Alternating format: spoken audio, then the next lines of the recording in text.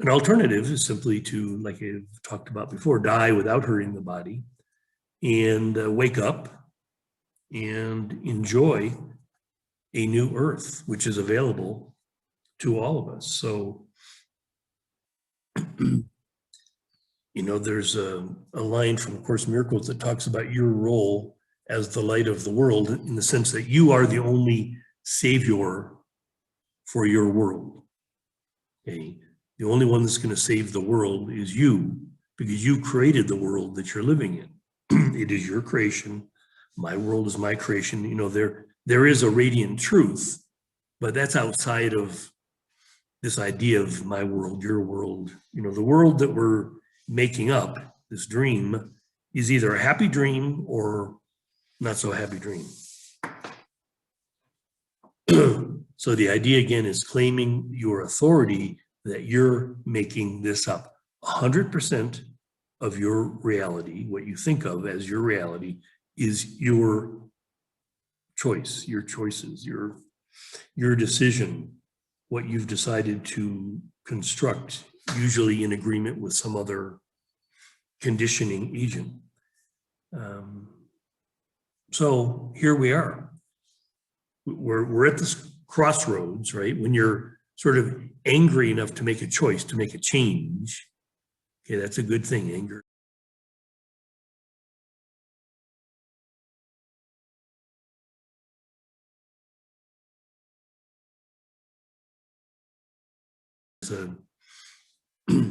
Anger is an energetic move forward.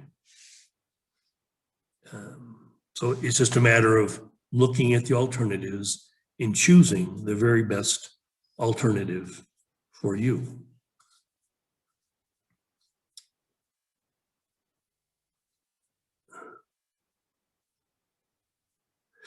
Yeah, one of the things that I've talked about for a long, long time is getting out of this belief in healing as if there's something to be healed.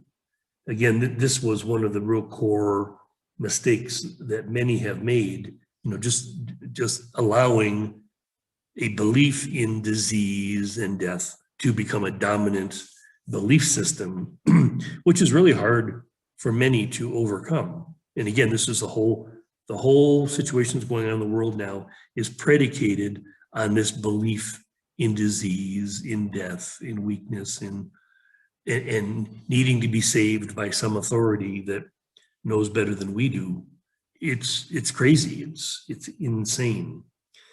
So for a long time in my healing journey, I became very aware that if a person gets stuck in this syndrome of, well, I'm sick, I need healing, it becomes this mantra that becomes shared by others in your same world, whether it's cancer or I remember being in this 12-step world of addiction, and there just being this thing like, well, we're this is a disease, we're sick people, and we have to stick with this 12-step program for the rest of our lives, or death and destruction is going to consume us. It might be true for some, but it was not true for me. And I realized at 17 years sober, I got to get out of this cult, because it's all like, you're either a member of the cult or you're one of the sleeping ones. So transformation is what I began to target as the goal, not healing, which is a reference to sickness, but transformation, which is a reference to our radiant truth.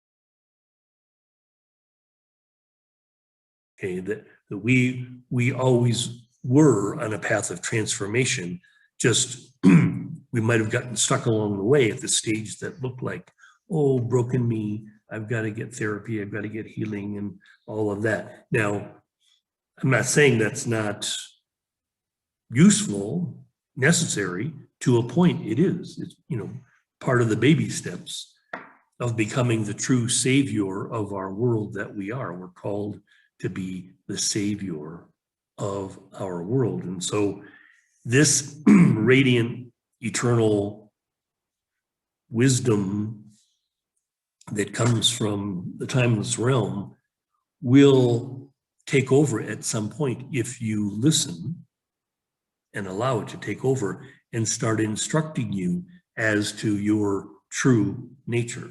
Okay, and I'm in alignment with that voice, so I'm speaking on its behalf, telling you that you are